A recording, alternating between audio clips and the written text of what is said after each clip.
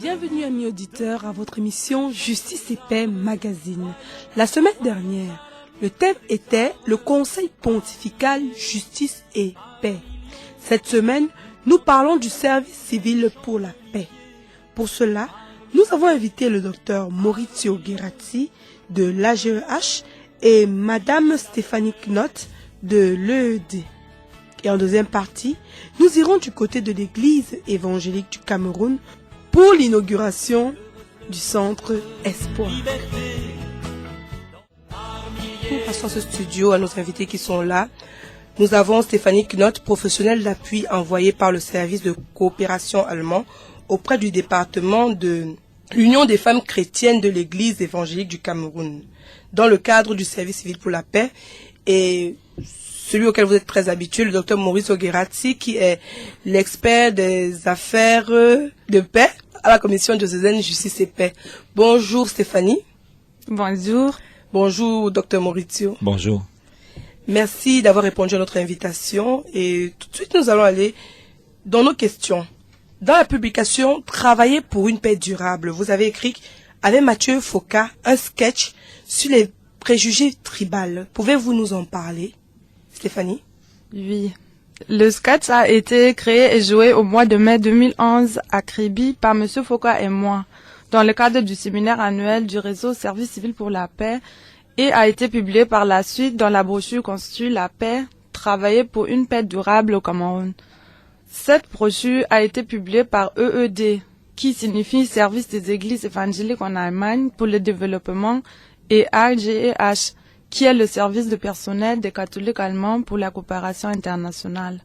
Pour ceux qui ne connaissent pas la brochure, il s'agit d'une conversation entre une Européenne et un Camerounais. L'Européenne veut rechercher d'où le Camerounais vient d'origine, son village, et elle pose alors plusieurs questions comme, par exemple, vous parlez avec un ton Hausa, on dirait que vous avez un couteau sur vous, c'est vrai? Le Camerounais répond, non, je ne suis pas Wadjo. On dit qu'ils n'aiment pas aller à l'école et qu'ils sont tous derrière les bœufs. On dit aussi qu'ils marchent toujours avec le couteau et que lorsqu'ils retirent leur côté, ils ne peuvent plus le garder sans faire couler le sang. Ou une autre question que l'Européenne pose, vous êtes alors Bafia? On dit qu'ils ont tous peur de la tortue, c'est vrai?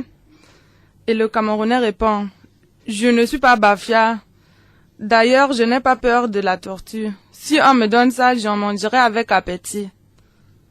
Voilà, c'est dans cette logique que le sketch est composé. Et il finit par le Camerounais qui constate « Je suis tout simplement Camerounais. Je suis comme je suis. Et je milite pour un Camerounais uni dans la différence. » Bon, l'idée de ce sketch a été créée dans une discussion avec M. Foka sur les différentes ethnies au Cameroun. Je lui ai raconté mes expériences personnelles en tant qu'étrangère à Douala et au Cameroun en général. À peine arrivée au Cameroun, j'avais constaté qu'il y avait beaucoup de préjugés qui dépeignaient les différents groupes ethniques du Cameroun. C'est sur la base de ce constat que nous avons jugé utile de collecter quelques-uns de ces préjugés pour concevoir un sketch qui dénoncerait ces clichés pour poser l'impératif d'un Cameroun uni malgré sa diversité. Merci Stéphanie. Alors je vais vous poser une question à tous les deux. De par votre expérience, comment est-ce que le tribalisme entrave la paix au Cameroun? Oui, en fait, le tribalisme, c'est un grand problème. Moi, je pense que ici au Cameroun, le tribalisme est trop souvent source de discrimination. Et toute discrimination liée au tribalisme est à reconduire à la xénophobie. Maintenant, xénophobie, peut-être, pour certains, c'est pas un mot connu. En français, facile signifie, en fait, avoir peur de celui qui est ou de celle qui est différente de nous. Et la peur de l'autre n'est jamais une bonne conseillère. Peur et discrimination vis-à-vis d'autres êtres humains amènent à l'injustice. Et nous savons bien que l'injustice est source permanente de conflits. Stéphanie, tu as quelque chose à ajouter? Je veux répondre à cette question d'une façon franche. De temps en temps, je suis étonnée, voire choquée, de la manière avec laquelle les Camerounais parlent de leurs compatriotes d'un village autre que le leur. À côté des préjugés comme les Bamileke cherchent l'argent ou les Douala aiment trop les Nyanga, et sont paresseux, etc.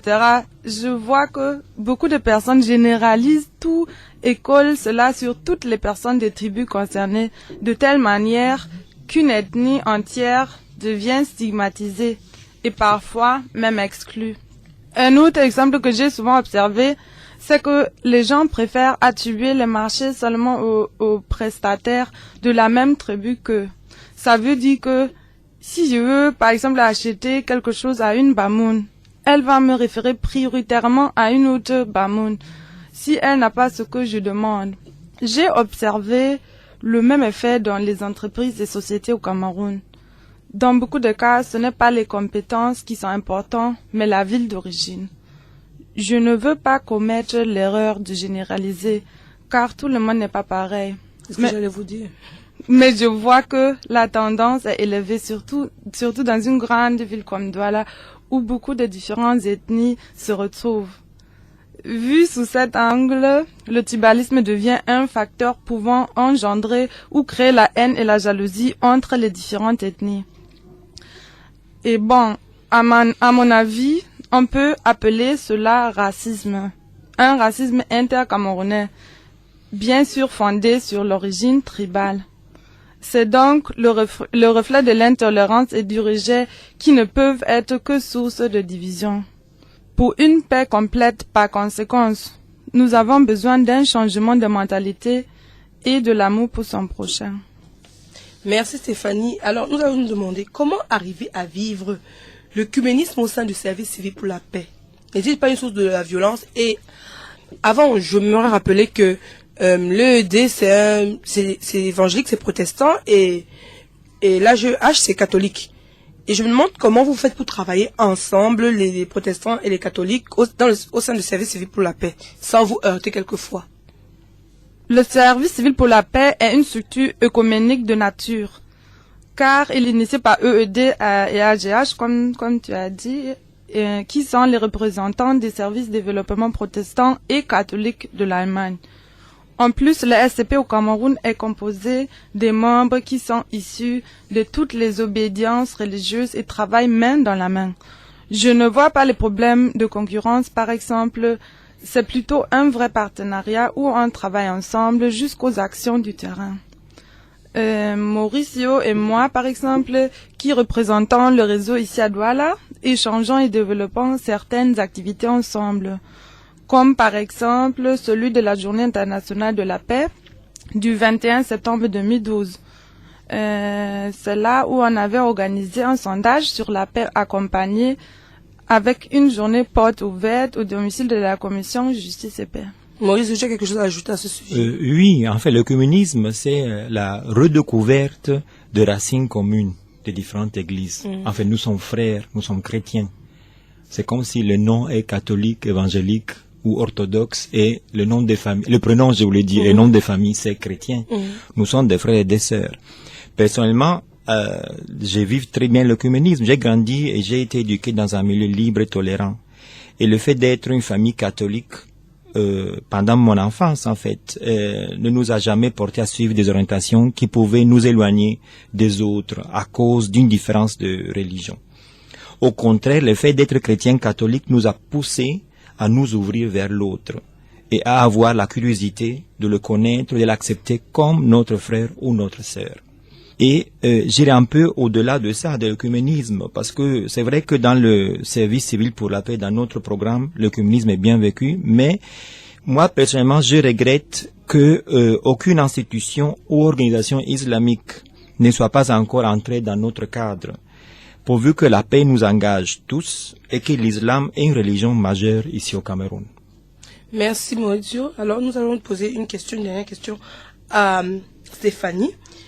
Est-ce que le centre d'écoute, de conseil et d'orientation Espoir est destiné uniquement à un public protestant? Mais bien sûr que la réponse c'est non.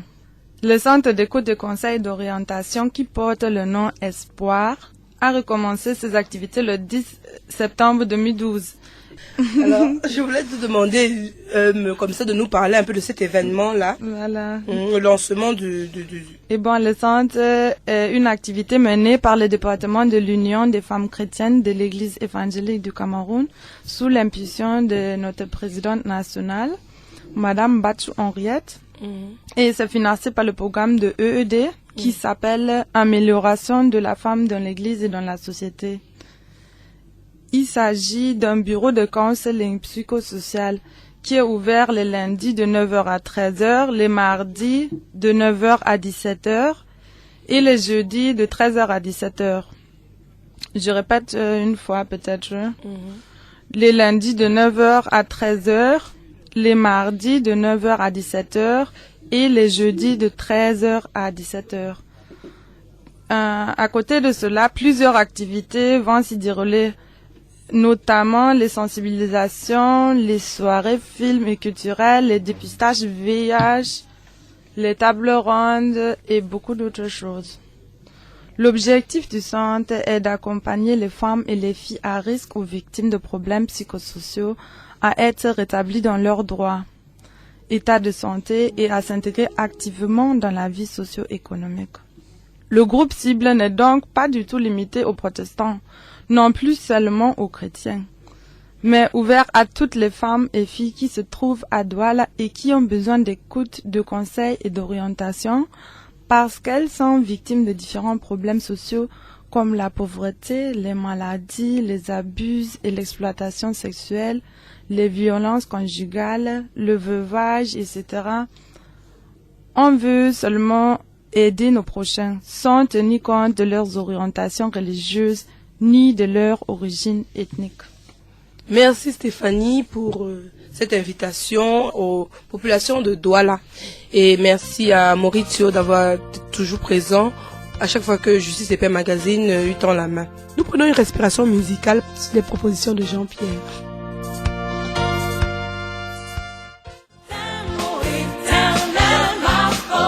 À la suite de l'invitation de Stéphanie Knott que nous avons reçue en début d'émission, nous nous sommes rendus à l'église évangélique située à Njonjo, samedi 13 octobre 2012, où se déroulait l'inauguration du centre d'écoute du conseil et d'orientation Espoir. Nous avons parlé avec Madame Pondo, la responsable du centre. Ensuite, nous avons parlé avec Madame Noukela, conseillère sociale du DUFC, qui nous a parlé de l'historique du centre d'écoute. Et enfin, Monsieur Maximin Ledoux Tapoko, chargé du suivi d'évaluation. Nous sommes avec Madame Pondo, qui est la responsable du centre d'écoute, de conseil et d'orientation du DUFC, qui se trouve ici au foyer de femmes à Njonjo. Merci Madame. Dites-nous un peu, vous avez ouvert votre centre aujourd'hui. Comment est-ce que vous avez perçu la chose vous-même, c'est-à-dire le déroulement de cette ouverture? Très bien, parce que par rapport au programme qu'on avait préparé, tout s'est déroulé normalement. On a présenté les personnes qui travaillent au centre. On a présenté le centre en tant qu'objectif du centre. Et quel est l'objectif du centre là? C'est aider. C'est-à-dire nous voulons amener les femmes et les jeunes filles en détresse. On les accompagne à trouver elles-mêmes la solution aux problèmes qu'elles viennent nous poser. Nous ne voulons pas avoir des solutions dans nos tiroirs pour leur donner quand elles arrivent, parce qu'elles ne se sentiraient pas impliquées. Donc quand elles arrivent, elles racontent leurs problèmes jusqu'à ce qu'elles se vident.